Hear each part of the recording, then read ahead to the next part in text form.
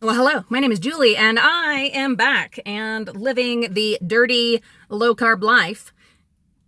What can I say? It's been a while. You may notice a very tan forehead. That's called the mask tan. I spent the most amazing 5 days at the Disney World parks in Florida, half of that with my sister. It was so fabulous. Oh my gosh, we walked. Boy, did we walk. I did loosely the math, and in my 5 days in the parks, holy cow, you guys, over 60 miles of walking in those 5 days. I also ate gloriously. So many great foods. If you follow our big channel, The Frugal Family, I did a video on there showing all of the food in case you're curious of what did she eat? All the food and drinks. We can get rid of these. All the food and drinks that, my viewer sponsors and my sweet husband made possible. And so that's on The Frugal Family.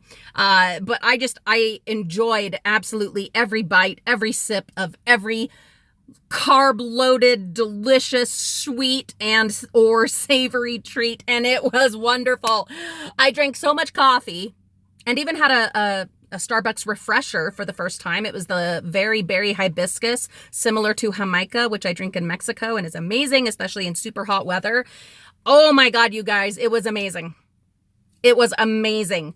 Tons of walking, tons of eating. Actually, really not tons of eating. That's not true. A weird thing that I noticed while I was there, and I don't know if it was the humidity or what, or the heat and the humidity, maybe, but I was not hungry very often.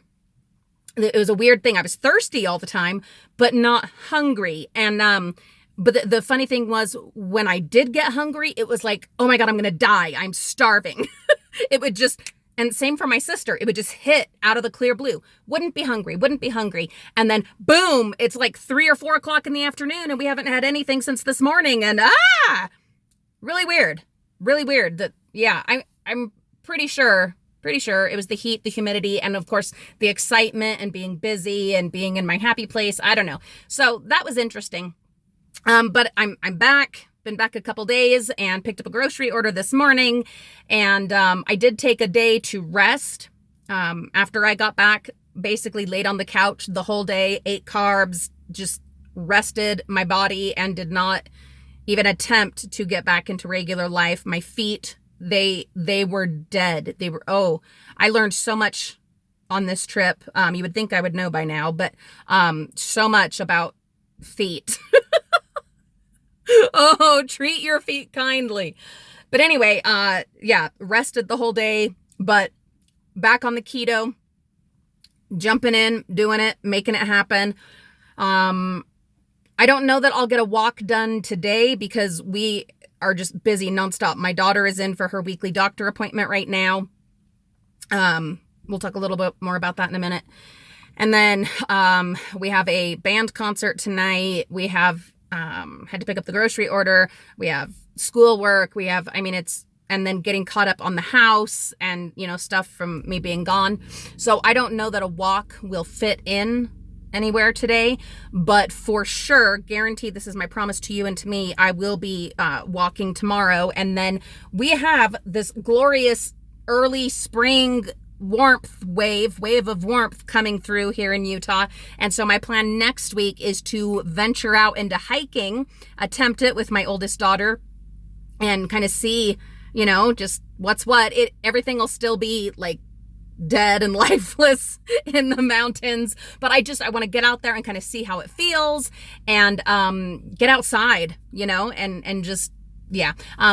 Really looking forward to when everything, starts greening up again and coming to life. But excited to get out there and get that movement. And so if I'm not hiking one day, my goal is to hike like 3 times a week. But if I'm not hiking, then walking daily, not like I was doing at the park. I don't have time for that, but a minimum 2 or 3 miles a day of walking or like a 2-mile hike, something like that. That's the plan, starting tomorrow and then the hiking next week. And just get moving and keep moving. It just, even as painful as it was, the walking at Disney World, it also felt wonderful. Like my body was so excited. And and so happy to be moving and feeling good and feeling capable. And honestly, the only thing that hurt, it was just my feet. My knees, my hips, all of that felt fabulous.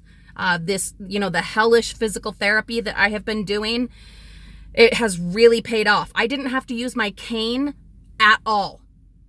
I'm not joking, guys. I had it. I have my little fold-up cane that I got out of the dumpsters, and it's fantastic. It was brand new in the pharmacy dumpster, and I bring it with me just in case. And there were a couple of times where I was almost, but it wasn't because of my knees or my hips. No, it was my feet, because the blisters and the just pain on the soles of my feet. So that was really awesome. And this tells me that though my body is still deteriorating, which it will do as I age, just from regular aging and because of my physical conditions, it doesn't mean that the show's over. Yes, I'm turning 40 this month, but this body has a lot of miles left in it, a lot of climbing left in it, so much living still to do. And yeah, it's my birthday month. Oh my God, it's my birthday month. And I just want to live. You know what I mean? That sounds bizarre. Like, oh, you're going to die. No, I just want to jump in and embrace it.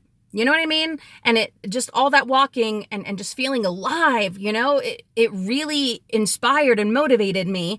Now I had to do my little bit of rest when I got back, because I had to recover just as you would after a marathon or a triathlon or something. So had my recovery time, getting caught up on, family, house, stuff like that today. Have a few things that have to get done, but then starting tomorrow, the walking, the hiking, and then also gardening. This is so bizarre, but this is so me. I have several housekeeping chores that need, stuff has to get done. And I have videos that I have to make for our other channels and just so many things that have to get done. But my reward, my prize for getting these done is to go out and work in my yard. I know. We all have our own thing, okay? But there's stuff that honestly, it needs to get done. Before, the weeds start popping up and the random grass weeds that have blown in and whatever. I've got to get out and get stuff covered and suppressed. I've got to get stuff trimmed. There's, and pruned and whatever, and start turning some soil over. There's a lot that I need to, desperately, honestly, need to get out there and do. But they're those kinds of things that in the hierarchy, in the prioritization scale of things in my life, those unfortunately kind of, they fall to, even as vital as they are and as timely as they are, they do fall to the back because, well, people need dishes to eat off, people need groceries, people need clothes to wear and, beds to sleep on and whatever. So, and to not have stuff all over the floor. So the house chores have to get done first. Something I'm so proud of, I've been delegating so much more. My kids, guys, they are plenty old enough to help around the house and do chores. And especially where I am building these channels and working so hard on this and working so hard on so many other projects, home improvement projects and cleaning projects like the deep cleaning, spring cleaning, and then the stuff we got to do in the yard and whatever. I don't have the time or the energy or the ability to also do all the housekeeping. And I shouldn't do that anyway. That's bizarre. And that's not preparing my kids for life without mom taking care of all of it. So I've been doing so much more delegating and it feels awesome. Is it always done as well as I would like it? Nope. But it's an opportunity for my kids to learn how to do it right and to be self-sufficient and take care of themselves. And it takes a burden off of me. So, this long list that I've said of things that I need to get done, when I say I mean we, my team, my family. So that's the plan. That's what we've got going on. But oh my, I'm so ready to get out in the garden, you guys. Oh my gosh. I want to go out and look today. Now that we've gotten, well, when I say we, I mean James and the kids, gotten all of the logs from chopping our front tree down. All of that is moved out of the front yard now. So I want to get out there and start looking and seeing if any of my bulbs are popping up. I have a situation, and I'll cover this on our family vlog channel, Frugal Family Flies Again, which is where I do like all our traveling stuff and also our gardening and things like that. But I have a situation. And if you guys happen to be gardeners, Please tell me, am I too late? Is there any way to do this? I have a bunch of bulbs that I bought in the fall or like winter, early winter, late fall, and I did not plant them. And they're like spring bulbs. Am I out of luck? I need to open them up and see if they're like sprouting all over the place, because I'm sure they are. Can I put them in a pot and just kind of see what happens? Is it too late to just plop them in the ground and see? I mean, even if they at least come up, not necessarily flower, I don't know. I have that whole front garden to do, where we took the tree out because I had my shade garden there. All of that has to come up because there's no way shade plants are going to survive there now. I have a new shade garden that I'm creating with a new stumpery with all the stumps and logs from the tree out in the backyard under our huge lightning tree. And so all of the shade plants have to move back there. But the bulbs that I bought, I think they were all sun plants. So it'd be really fun to put them out there, where I'm going to be taking out all the shade stuff. But then I'm also thinking, what if I just put them in pots for now, where I'm so late getting to them, probably too late. I don't know. Hopefully not. Might be best just to put them in pots, and especially where I still have all the shade plants to dig up and move, and I need to condition the soil and get all of that figured out still. It might be best. I think that's what I'm going to do.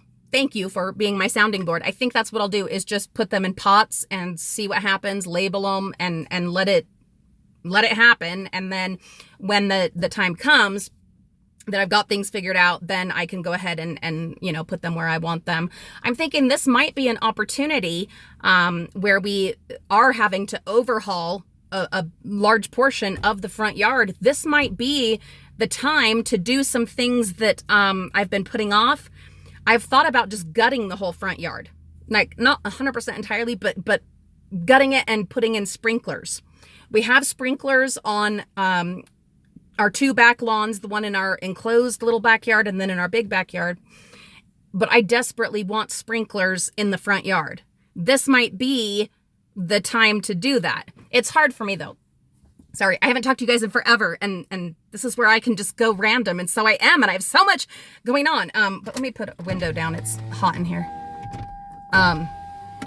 Anyway, so the problem is with stuff like that, and same with like taking out the tree and all these kinds of things that have needed to be done or need to be done.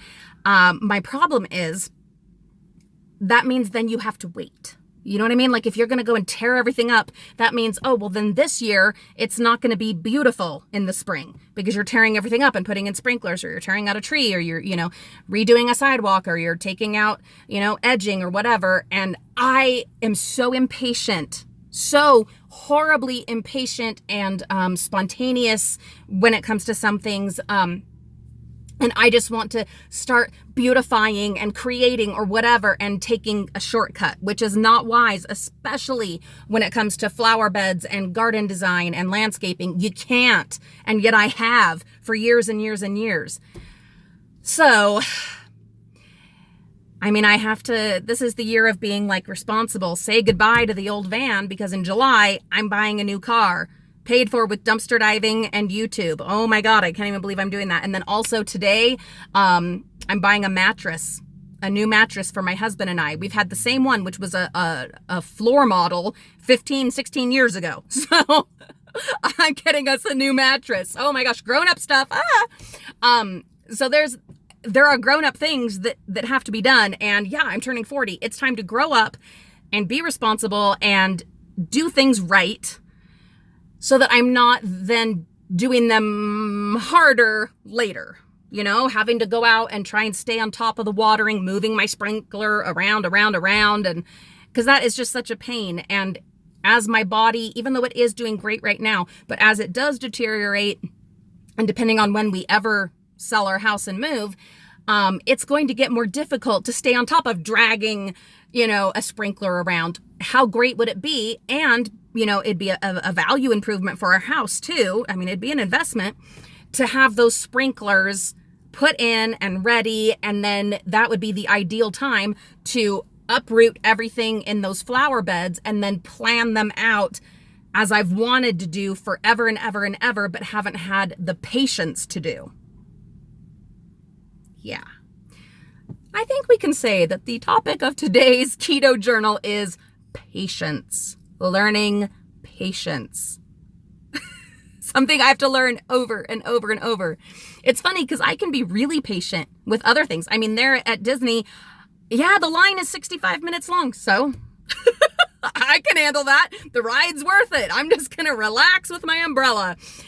So I can be patient. But I don't like it all the time. It is so good to check back in with you guys. Oh my gosh, yeah, I'm a little overwhelmed by everything on my to-do list. But again, it comes down to delegating and accepting that it's not all going to get done as well as I would like or the way that I would like. But even if I'm only kind of going back and doing like a once over or the detail cleaning or dragging the kids back to do the details of, edging the floors when you vacuum and, stuff like that, or lifting everything off the counter before you wash it. Those are things I've got to do as a mom. That's how many times do we just get so tired of the fight and we're like, fine, I'll do it myself. I can't do that anymore. It's not fair to the kids. It's not fair to me. It's not fair to society that I'll be, unleashing them upon in just not that many years. Oh, Jesus. So that's stuff that's got to get done. And maybe then it'll be less overwhelming if I think about it that way. I think I'm going to do a chore chart or like a chore list and put everyone's names and have like whatever rewards, because this is my birthday month and I want to do several little celebrations throughout the month. We're celebrating throughout the year with things here and there, but I want to have several little celebrations during this month. And maybe I can use those as, the rewards, the incentives for everyone getting those chores done and done well.